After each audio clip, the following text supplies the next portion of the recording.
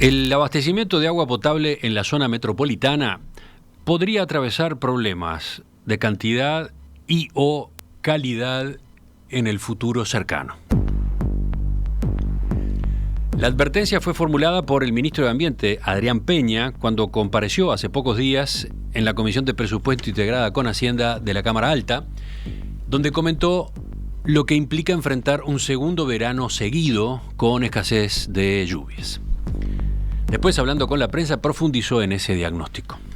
Es una preocupación, estamos ante este déficit hídrico. Si se confirma la situación esta delicada, vamos a tener problemas en este sentido, vamos a tener problemas con el agua potable, seguramente, y bueno, esperemos no tener problemas con la generación de energía, pero con el agua potable seguramente tengamos por lo menos una luz amarilla encendida durante el siguiente año, algo que ya estamos previendo, ¿no? Por eso es una de las principales preocupaciones digamos, en las soluciones de fondo que debemos encontrar alternativas para mejorar, entre otras cosas, la cantidad de agua.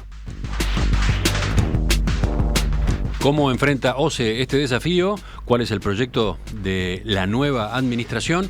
Vamos a conversar en los próximos minutos con el ingeniero Raúl Montero, presidente del directorio de OCE. Ingeniero Montero, buen día, gracias por visitarnos. Muy buenos días para usted y para la audiencia. Un gusto estar aquí. Usted asumió como presidente en abril, pero no es nuevo en OCE, ¿no? Tiene una trayectoria larga en el organismo. Tengo una larga trayectoria, sí. Yo ingresé en el año 86 a OCE. Luego fui jefe técnico de Durazno y alternativamente Florida y Flores durante mucho tiempo, hasta el 2009. Y desde el 90 hasta el 2009 aproximadamente. Y luego tuve una temporada ahí en la Intendencia de Durazno como director general de obras. Sí, de 2009 a 2020, 10 años, digamos. 10 años. Pero antes de eso, su carrera había sido en OCE, justamente. Sí. Particularmente en la jefatura técnica de esos departamentos. ¿Y es una diferencia importante ahora pasar a estar al frente de la empresa? Y es una diferencia importante, porque es innegable que es una diferencia importante. Es como mirar una empresa desde la mitad de la estructura, ahora mirarla por encima. Y además, uno cuando es jefe técnico se ocupa más bien de estos temas que usted planteó recién, a otra escala tal vez, pero son esos mismos temas, no tanto de toda la parte financiera de la empresa y hacer que esa empresa sea sustentable y que esté bien financiada. O sea, ahora tiene que encargarse de esa parte también, que en un contexto como el actual resulta particularmente difícil, ¿no? Hay muchas limitaciones. Claro, o sea, le estamos incorporando una parte a la tarea que es muy importante y bueno, y que que nos lleva gran parte también del tiempo de la gestión. Ahora OCE se vincula con el Poder Ejecutivo a través del nuevo Ministerio de Ambiente. Cuando Adrián Peña asumió al frente de esa cartera, cuando se inauguraba esa cartera además, lo hizo en un acto en la planta de OCE en Aguas Corrientes, en Canelones. ¿Cómo tomó ese mensaje? Muy bien.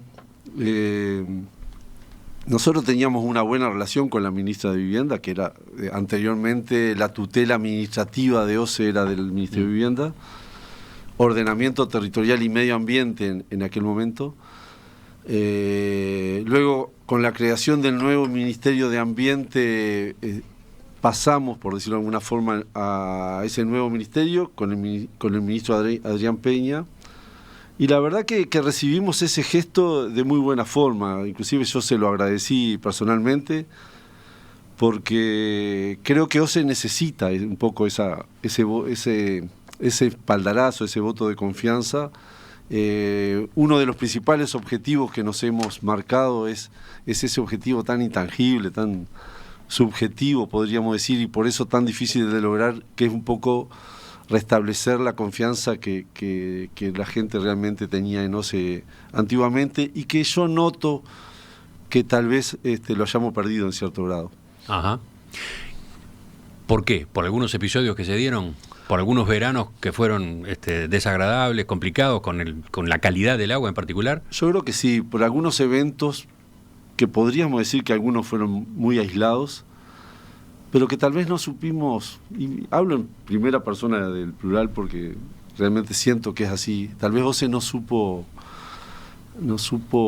explicar y no supo transparentar, valga la palabra, hablando de agua no transparente en muchos casos, pero que a veces pienso que los secretismos que utilizamos, y yo también los uso muchas veces trato de achicar los problemas en aras de no sembrar el pánico que a veces un tema tan sensible provoca.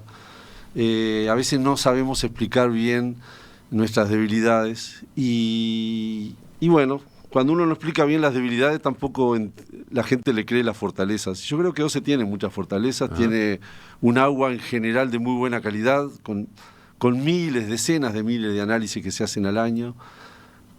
La mayoría, en un alto porcentaje, dan agua aceptable, cumpliendo normas que son internacionales y que son muy exigentes y que van cambiando cada vez para ser más exigentes. Y creo que por fenómenos aislados, que repito, creo que a veces no sabemos comunicar, hemos perdido un poco esa confianza de la gente. Brevemente, porque capaz que de esto vamos hablando a lo largo de la entrevista, pero así en una síntesis, sobre la gestión del último directorio, el presidido por el ingeniero Milton Machado en el periodo Tabaré Vázquez de la presidencia del Frente Amplio, sobre lo que se hizo en los 15 años de la izquierda en OCE, ¿usted qué opinión tiene? Yo primero quiero aclarar que tengo una buena relación con el ingeniero Machado. Trabajamos en conjunto en algunos convenios con la Intendencia de Durazno, o sea que tengo palabras de agradecimiento también para Milton Machado. Yo creo que a mí a veces me sorprenden algunas fragilidades con las cuales me encontré. Por ejemplo, Montevideo tenía agua para 40 o 50 días cuando ingresamos nosotros, en abril. Teníamos en abril. Ese fue un momento crítico, entonces. Que es importante decir, en abril. No era, si hubiera sido diciembre hubiera sido muy duro, ¿verdad? Pero era abril. Teníamos el invierno por delante. En general el invierno no es tanto porque llueva mucho, a veces llueve mucho en verano, pero nosotros en verano tenemos un socio que es la evaporación, que nos saca, por ejemplo, creo que en Laguna de Cisne nos saca un día de agua, por día, o sea, cada día de una evaporación alto, ¿verdad? O sea, tenemos un socio que consume también y que es inevitable para nosotros. Lo que usted dice es que en abril la reserva era baja, pero bueno, era abril. Era abril. No era verano. No era verano. Ese mismo número en verano hubiese sido dramático. Eso hubiera sido mucho más difícil de sobrellevar. Entonces usted lo que entiende es que quedaron fragilidades, ¿no sé? Quedaron fragilidades. Un proyecto encaminado, como es Casupá, pero bueno, tampoco resuelta la financiación.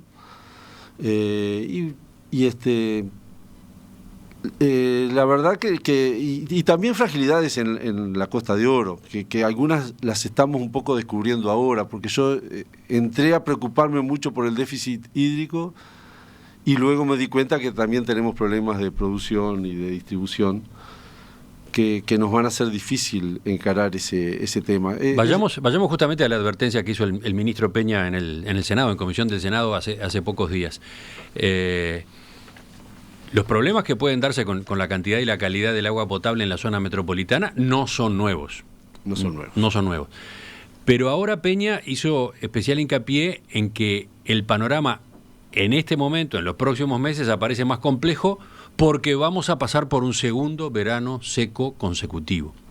¿Usted coincide en ese enfoque? Coincido porque en general se potencian, se acumulan los efectos de dos veranos secos. No es lo mismo un verano seco aislado que un verano seco que viene luego de otro igual.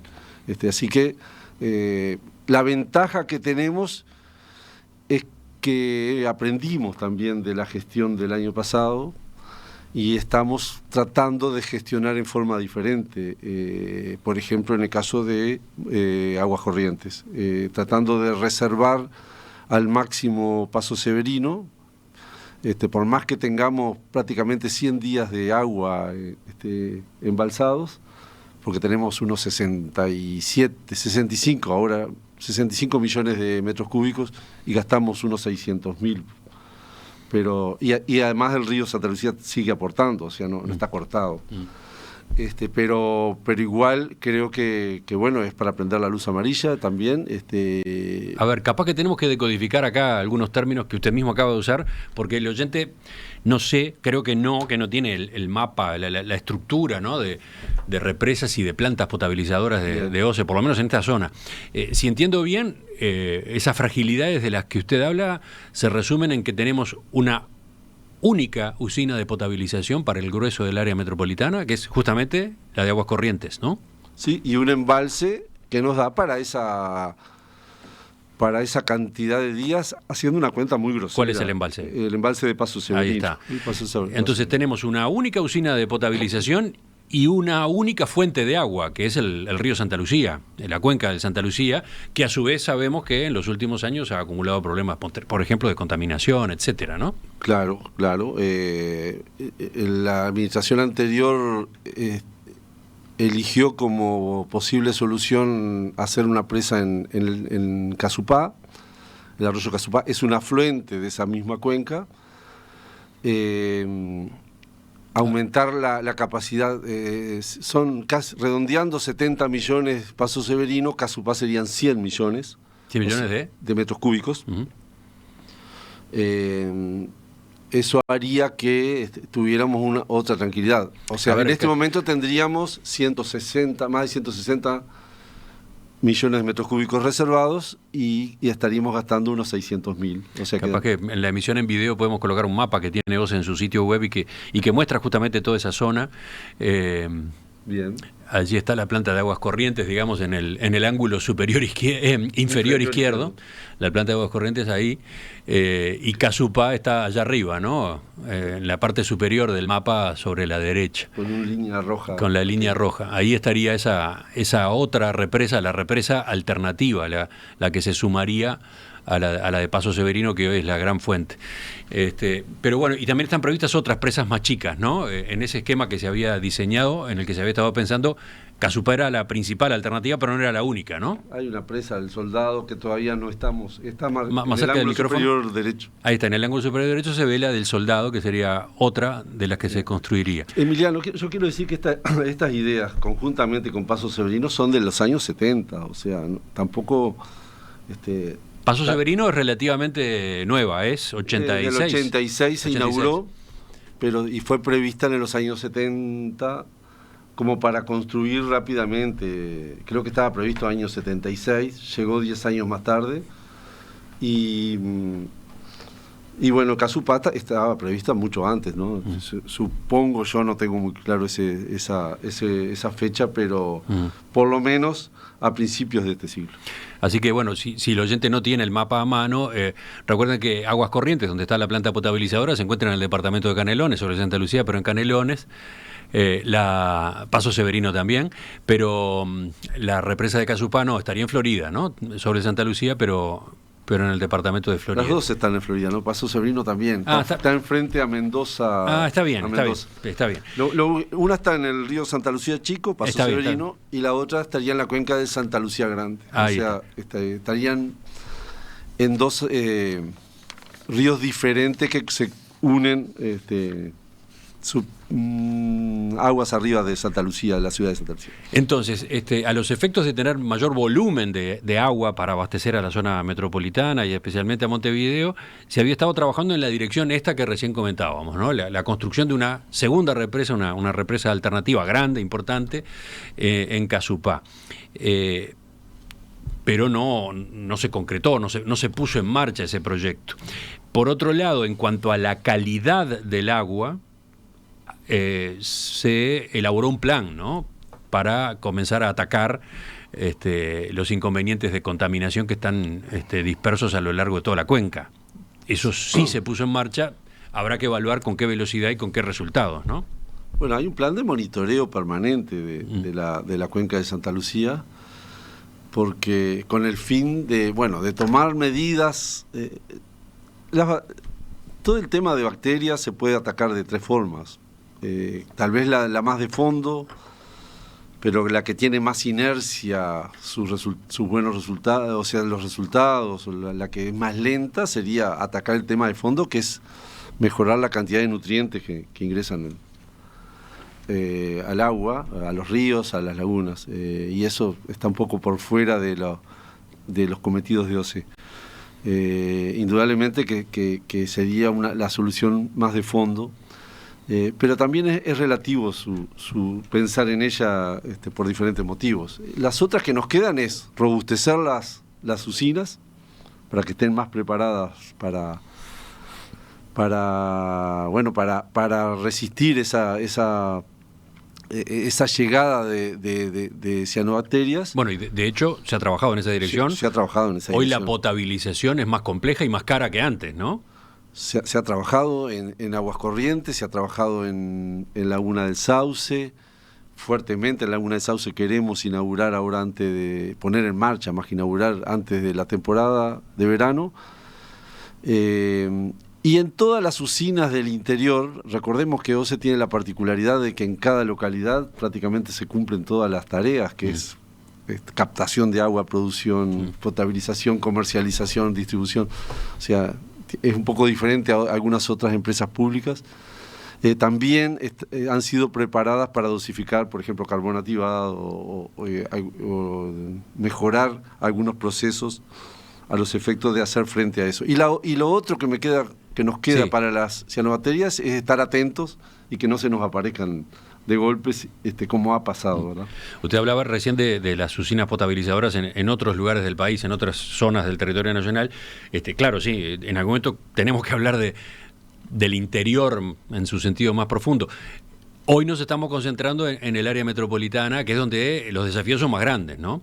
En esta charla estamos hablando de la zona metropolitana por estos inconvenientes, por este cuello de botella que está planteado, para el cual, bueno, decíamos, en cuanto a la cantidad de agua disponible, el trabajo iba en la dirección de la creación, de la construcción de una represa alternativa en Casupá. Pero el 27 de agosto, según dijo el ministro Peña en el Parlamento, cuando se asumió con el subsecretario Amarilla, se empezó a trabajar de inmediato. El 31, dijo, tuvimos una reunión con el presidente de la República y el directorio de OCE, y allí definimos parar en el avance de determinadas decisiones, dejar stand-by por el momento la solución de Casupá a la espera del análisis de alguna otra alternativa. O sea, Casupá, que no había avanzado todavía, que no estaba en ejecución, ahora quedó en suspenso. ¿Directamente? Está en suspenso porque está a la espera de la evaluación de las otras alternativas, que las detallamos después. Tampoco está suspendido, porque además podríamos estar recién llamando a licitación. O sea, no quiero que quede la idea de que Casupá estaría pronto. Si Casupá hay que hacerlo, lleva 2, 3 años y hay que llenarlo a la represa para que recién sea efectiva. Sí, o sea, Casupá no sería una solución para ahora, para los meses que vienen. No hubiera sido una solución para ahora, quiero que quede claro eso, porque me preocupa que la gente se quede con esa sensación. O sea, Casupá sería una cosa que podría estar dentro de 3 años. A mí me preocupa y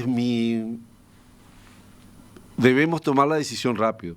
O sea, este año no nos puede llevar mucho más de este año y no queda casi nada, ya empezamos diciembre, para tomar esa decisión y qué camino vamos a tomar. Alguna gente dice que a la larga tal vez se puedan tomar los dos caminos, que no son excluyentes. ¿Pero cuál es el otro camino? Efectivamente, ¿OCE está considerando la posibilidad de una usina potabilizadora de agua del Río de la Plata? Está considerando y ha habido iniciativas privadas en tal sentido. En el pasado, cuando se hablaba de este camino, la respuesta inmediata era: eso es muy caro, muy complejo. ¿Está en el horizonte, efectivamente? ¿Está en la agenda? Está en la agenda. Bueno, en la agenda, sí. Le pongo puntos suspensivos acá, hacemos la pausa y volvemos por este lado enseguida. Ya volvemos, estamos con el nuevo presidente de OCE, que asumió en el mes de abril, el ingeniero Raúl Montero. Puede haber problemas con el abastecimiento de agua potable en la zona metropolitana en los próximos meses? Problemas de cantidad, problemas de calidad. En el gobierno entienden que ese es un riesgo, sobre todo porque vamos a recorrer un segundo verano seco consecutivo. Estamos conversando de esa coyuntura y de los planes para enfrentarla a corto y a mediano plazo. Estamos con el ingeniero civil Raúl Montero, presidente del directorio de OCE desde abril. Ingeniero Montero, durante la pausa yo miraba algunos de los mensajes de los oyentes y sobre uno de los temas que usted ponía arriba de la mesa, esa confianza que se ha deteriorado en OCE, dice Daniel, para ver ese tema basta con observar la cantidad de agua embotellada que se vende sin que la gente conozca muchas veces cuál es el origen de esa agua embotellada y a un precio 1000 veces mayor que el agua de OCE. ¿Ese es un indicador? Y es un indicador, claramente, yo lo he señalado. Es una cosa con la cual tenemos que pelear, ¿no? Que luchar. Bueno, pero vayamos entonces a las alternativas que ustedes están manejando. Casupá todavía no se ha descartado. La idea de construir una represa en Casupá no se ha descartado. Cuesta, ¿no? Es una inversión alta. ¿$100 millones puede ser? Sí, 100 millones. Puede ser un poco más. Estamos evaluando un poco también el verdadero costo dentro de lo posible y previsible. Y tenemos unos 20 millones de expropiaciones también. Originalmente estaba planteado 80 millones más 20 millones de expropiaciones. Uh-huh. Sí, y con algún desafío, ¿no? Mauricio, por ejemplo, otro de nuestros oyentes, está preocupado por la inundación en el río Santa Lucía, ese tipo de impactos que tendría, ¿no? A ver, no sé si Mauricio está planteando. No creo que las represas colaboren o hagan peores las inundaciones.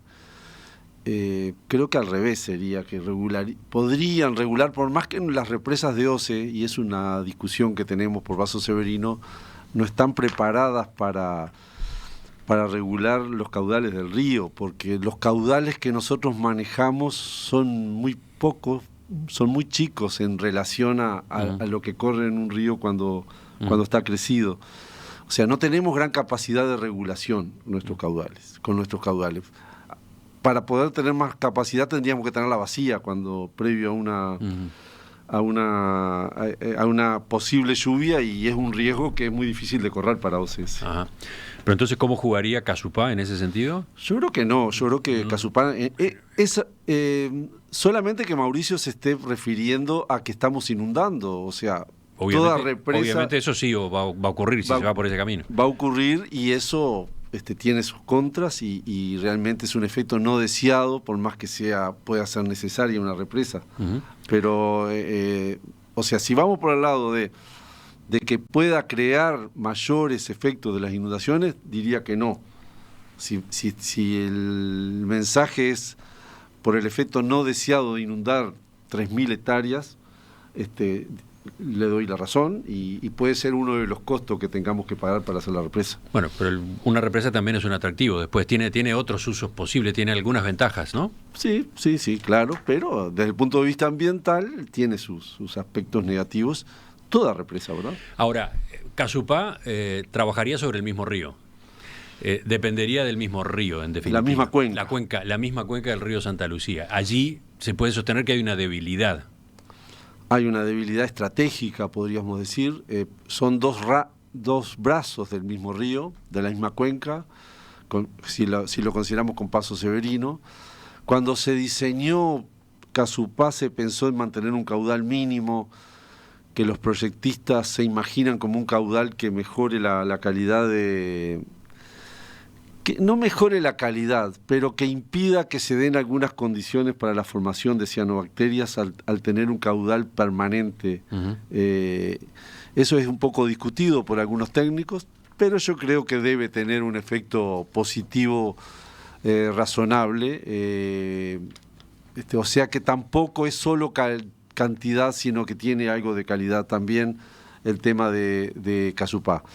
El El asunto es que desde el punto de vista estratégico seguimos dependiendo de una sola cuenca.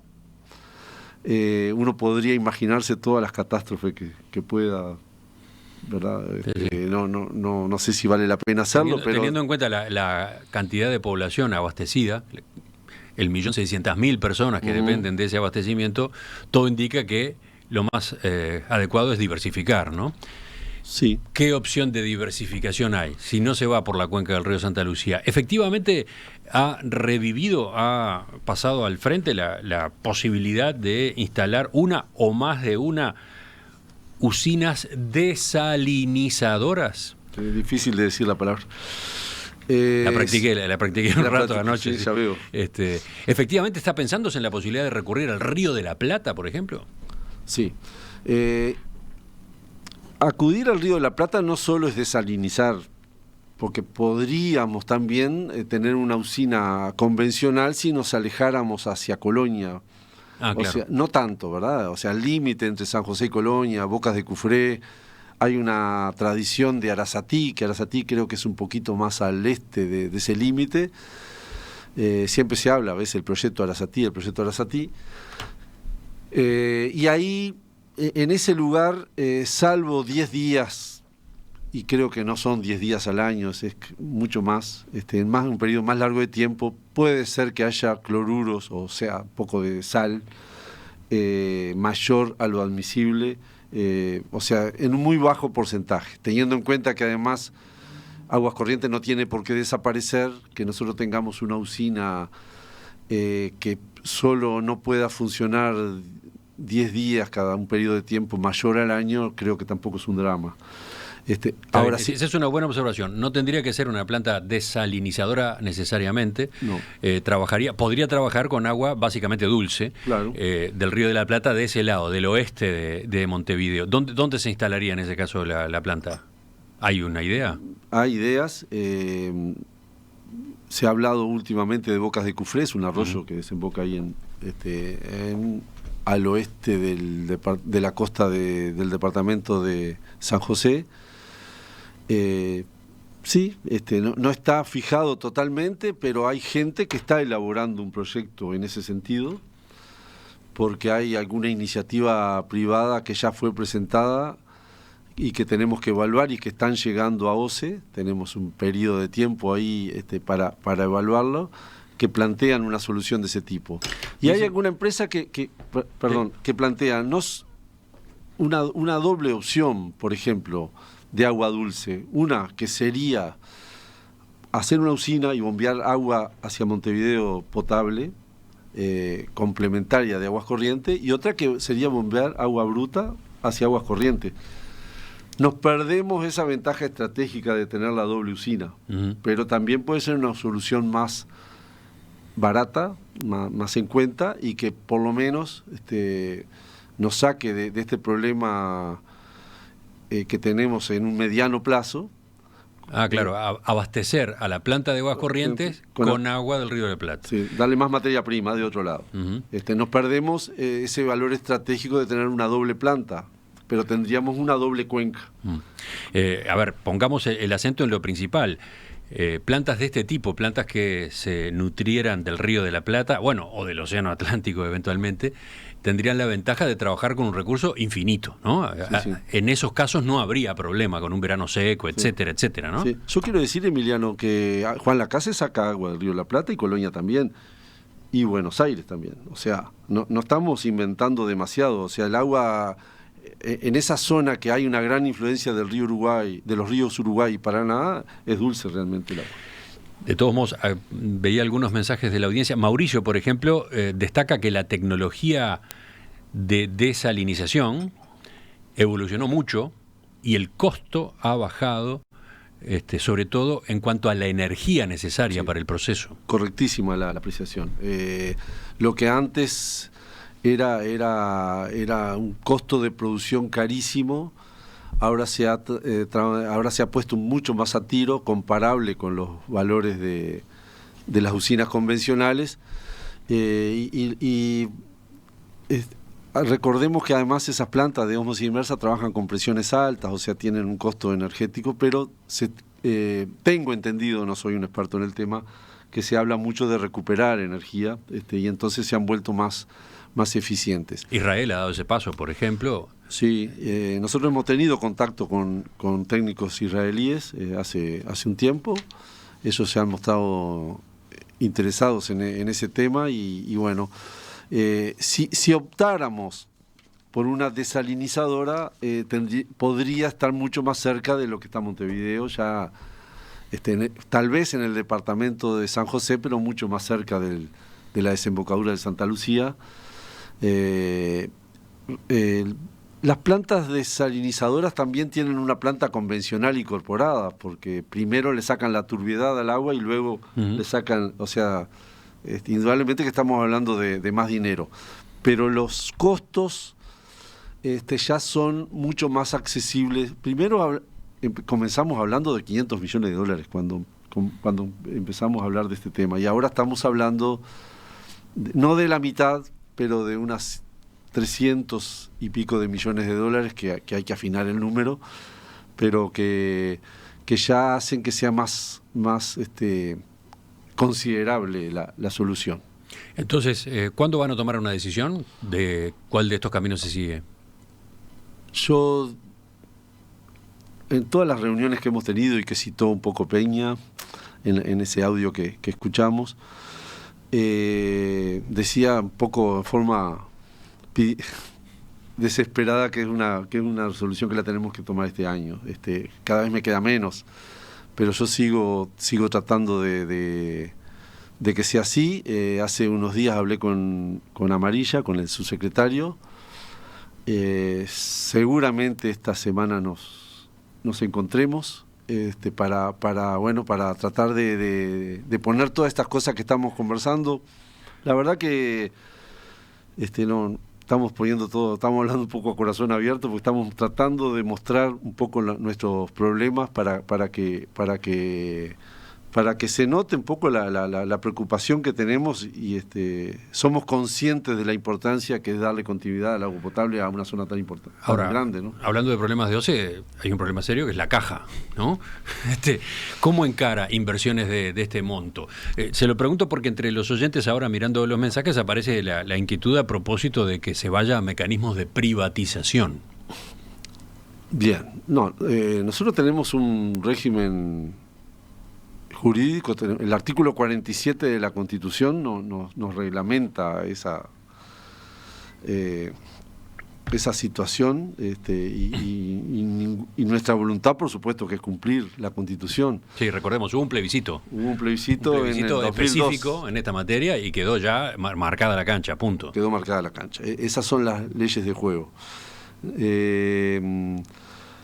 Pero podemos tratar de buscar la forma.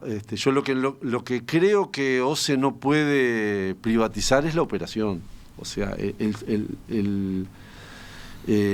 no puede ceder esa responsabilidad. Tenemos que ver cómo hacemos para construirla, la planta, y cómo mantenerla. Pero indudablemente que estamos tratando de buscar las posibilidades que el régimen jurídico vigente nos permite. Recuerdo yo que el presupuesto de OCE son unos 400 y pico de millones de dólares anuales. De esos estamos previendo unos 70 millones para inversiones, o sea que estamos hablando de números. El mismo Casupá se nos dispara. Sí, la propia represa de Casupá ya sería se nos de dispara, un costo demasiado alto, ¿no? Indudablemente que vamos a tener que, si se tomara la decisión de construirla, vamos a tener que acudir a una ayuda para financiarlo. Pero en fin, imaginarse Montevideo sin agua es muy complicado, porque el agua no solo es importante para todo lo que tenga que ver con la higiene propiamente dicha, y más en esta época de pandemia, ¿verdad? Que hemos hecho una campaña en base a la higiene personal. Uh-huh. Y nadie habla de que no tengamos agua para realizar esa higiene, ¿verdad? Sí, lo damos como en el escenario no figura esa posibilidad. Como que está ahí. Pero el agua es necesario para alejar las aguas servidas de nuestras ciudades, y primero de nuestras viviendas y luego de nuestras ciudades. Así que no quiero imaginarme esa situación, así que estamos desvelándonos por solucionarlo. De todos modos, ninguna de estas alternativas daría una solución a corto plazo para el verano, ni siquiera para el otoño o el invierno del año próximo, donde ustedes están pensando que podría haber dificultades en el abastecimiento de la zona metropolitana. Entonces, me gustaría que habláramos de eso enseguida. Ya volvemos, entramos en la última parte de la entrevista con el presidente del Directorio 12. Ingeniero Montero, más allá de lo que se resuelva sobre si construir o no la represa alternativa en Casupá o si ir por el camino de plantas potabilizadoras del Río de la Plata, de agua del Río de la Plata, para este verano, para el otoño, etcétera, o sea, para los próximos meses no se llega con esas soluciones, no van a estar esas soluciones. Entonces, porque ustedes hablan de que hay un riesgo de abastecimiento y de calidad del agua ahora, en los próximos meses. Entonces, hoy hablábamos de que tenemos unos 3 meses más de 3 meses seguros de agua, ¿verdad? Eso es lo que hoy hay, la reserva que hoy hay. Sí, claro. Más allá, cada vez que llueve, aunque no sea mucho, tiramos unos días para adelante ese plazo. Mire qué importante lo que acaba de decir, ¿no? Porque siempre tenemos entre los oyentes la discusión entre los que se molestan o se entristecen con la lluvia, ¿no? Y los que dicen, por favor, necesitamos agua. Miren, es muy relevante darse cuenta de hasta qué punto necesitamos agua. Necesitamos agua también para que la reserva en Paso Severino suba. Sí, claro, o se mantenga, mire. Bueno, y se mantenga ya es mucho, ya es importante. El colmo de la...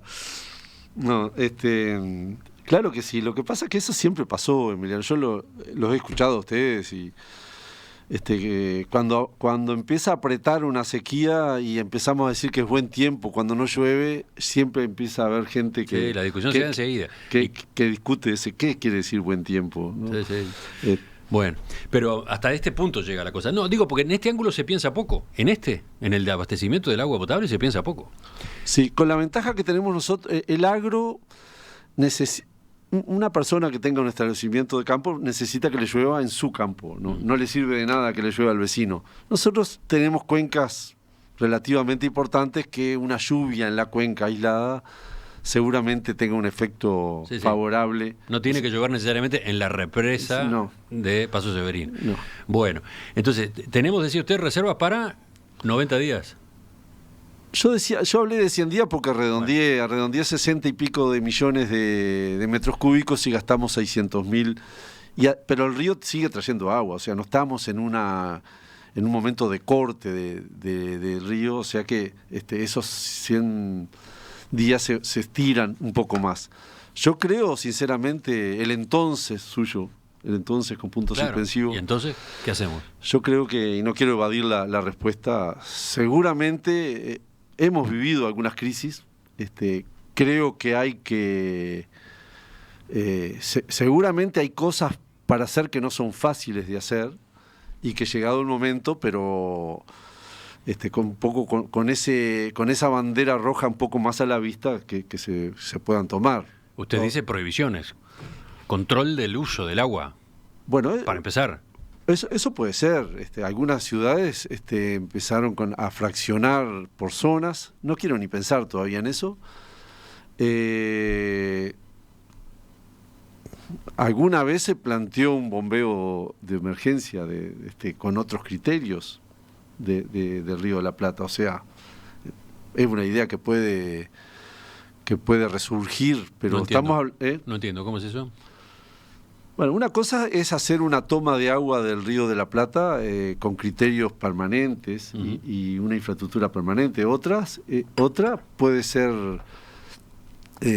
utilizar ese recurso en forma un poco precaria y con criterios de inmediatez, o sea, con criterios de emergencia, tengo que repetir la palabra porque no me sale de otra, que seguramente los criterios son otros, pero estamos hablando, yo estamos hablando de un poco de ciencia ficción por ahora. Yo diría que es muy prematuro todavía hablar de eso. Están en nuestra cabeza. ¿Y el agua subterránea, preguntan algunos oyentes, no es una alternativa? Lo que pasa es que el agua subterránea, la cantidad de agua que precisa Montevideo es casi inviable. Habría que hacer cientos, o me quedo corto, de perforaciones. Y no estoy muy seguro de que el acuífero Raigón, que es el que tenemos más próximo ahí en la zona de San José, pueda darnos esa posibilidad. No es muy viable desde el punto de vista logístico eso. ¿Pero ustedes están preparando un plan para ese caso, para un escenario complejo desde el abastecimiento? ¿Han habido planes de emergencia, casi sí, de emergencia de guerra? Han habido en la historia de nuestro organismo. Y bueno, resurgirán, pero no me gustaría provocar un pánico tan grande ahora. Yo creo que estamos con tiempo como para esperar esa situación. Puede ser que si la cosa se agudiza empecemos por lo menos a hacer un uso racional del agua. A reclamar. Tenemos la experiencia con la pandemia, le agregaríamos otro uso, otra apelación a la responsabilidad de nuestra gente, y por lo menos estiraríamos esas reservas esperando un poco una solución definitiva. ¿Y qué pasa con el agua que o se produce y no se usa? O mejor dicho, no se factura. Hoy un oyente, Pablo, lo planteaba temprano con números, ¿no? El índice de agua no facturada supo ser del 55%. Yo no sé en cuánto está hoy. Y está en una cifra muy cercana. Sí. 55%. Se produce y no se factura. O sea, dice el oyente, desaparecen más de 300.000 metros cúbicos por día. Parte porque no se mide. La mitad casi seguro porque se pierde. No se puede andar por Montevideo sin ver pérdidas por todos lados. Y están las que no se ven. ¿Eso es ambientalmente sostenible? ¿Cuánto se va a atacar ese problema? ¿De qué estamos hablando con agua no facturada entonces? Agua no facturada es un poco diferente al agua que se pierde, ¿verdad? Hay agua que no se factura pero no se pierde. Son parte del uso que tiene la propia empresa en mantener sus instalaciones. Podríamos hablar que un 5% anda con ese destino. Es un tema que nos preocupa muchísimo y yo le decía fuera de micrófono que es el tema técnico más complejo que tenemos. 5% no se factura porque la usa OCE, decía la usted. Usa OCE. Bien, pero ¿y pero todo me lo quedan demás? 45 que no lo medimos, o que se nos pierde y está en la calle, o se nos pierde y no lo vemos. O porque también tenemos cierta cantidad de fraudes. ¿Hay colgados? También hay colgados. ¿Hay colgados a la red de OCE? Con una diferencia, Emiliano, que las pérdidas administrativas, la podríamos llamar de alguna forma, tienen desde el punto de vista financiero, tienen el valor del precio del agua. Uh-huh. La que perdemos tienen el valor del costo del agua. O sea, desde el punto de vista financiero repercute mucho en la empresa la que no medimos bien o los colgados, por decirlo de alguna forma. Y entonces es un viejo problema también. Es un viejo problema. Nosotros sentimos, y usé la palabra sentimos voluntariamente, no es un exceso, que no estamos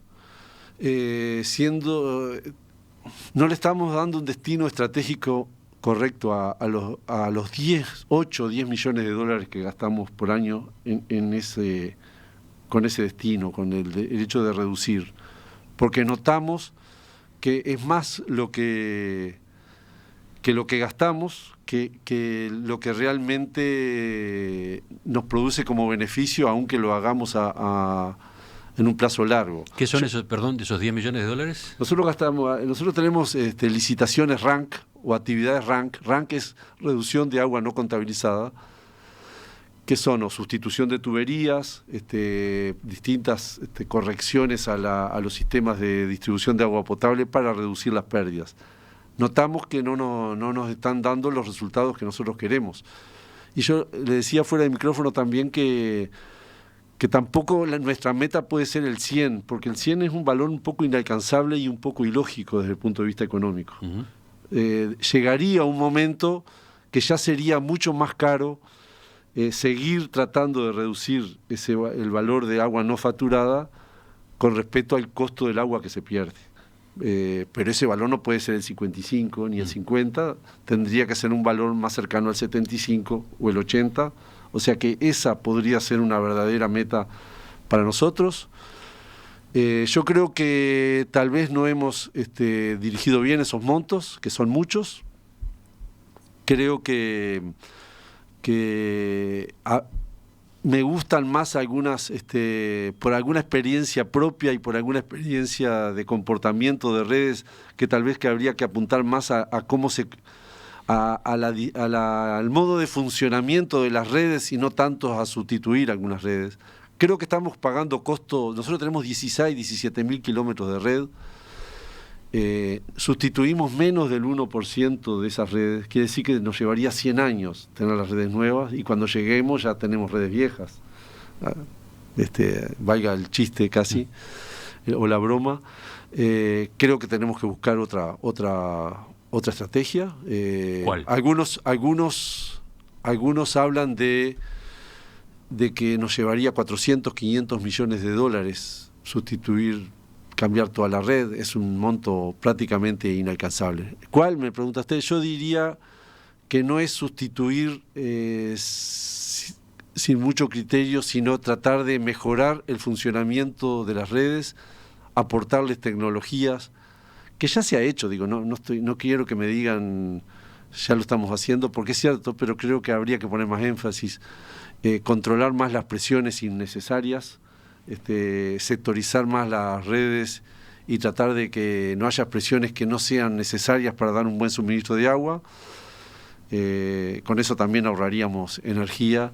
Y otra cosa, tal vez estemos pagando tributo también a nuestra antigüedad. El año que viene se cumplen 150 años de Aguas Corrientes. O sea, muchos servicios del litoral de nuestro país cumplieron 100 años, estoy seguro. Algunos tienen 90 años en el centro del país. Tenemos redes de más de 90 años. Nuestra velocidad de reposición no fue la correcta durante la historia de la OCE y estamos pagando tributo a eso. Es muy difícil poder solucionarlo de golpe. O sea, es una tarea un poco inalcanzable pretender solucionarlo en forma instantánea eso. En forma instantánea, digo, en mediano plazo. Tenemos que pensar. Yo apuntaría más por ese lado de aportarle más tecnología a nuestros sistemas, y por supuesto sustituir aquellas cosas que rompen los ojos, y esas zonas calientes le llaman a veces, cuando uno empieza a poner banderitas en donde cada vez que se rompe una tubería, y hay tramos en el que está lleno de banderas a lo largo del año. O sea, indudablemente que ahí hay que cambiar, pero es un costo importante. Y hoy me quedó una cosita colgada, Emiliano, que es el cómo nos está pegando la pandemia. Nosotros hace un mes, esta semana vamos a tener un nuevo informe del Departamento Financiero. A la morosidad habitual de OCE se le habían sumado unos 280 millones de pesos. O sea, si hacíamos una proyección, capaz que llegábamos a los 40 millones, que son unos 10 millones de dólares, y es mucho dinero. O sea, hicimos una campaña, no de cortes, porque pensamos que un corte en este momento es totalmente contradictorio con la campaña de higiene personal que está llevando el gobierno, pero sí de aviso, y creo que nos ha dado resultado. Hay gente que creo que necesita que nosotros le avisemos que tenemos problemas de que se ha atrasado, y hemos tenido en algunos lugares, no tengo datos muy Tengo datos más bien subjetivos de que ha dado resultado eso y que la gente ha reaccionado. Ingeniero Raúl Montero, presidente del directorio de OCE, gracias por esta presencia esta mañana. Quedaron una cantidad de temas para seguir explorando, así que nos mantenemos en contacto. Muy bien, muchas gracias. Ya viene la mesa de análisis político.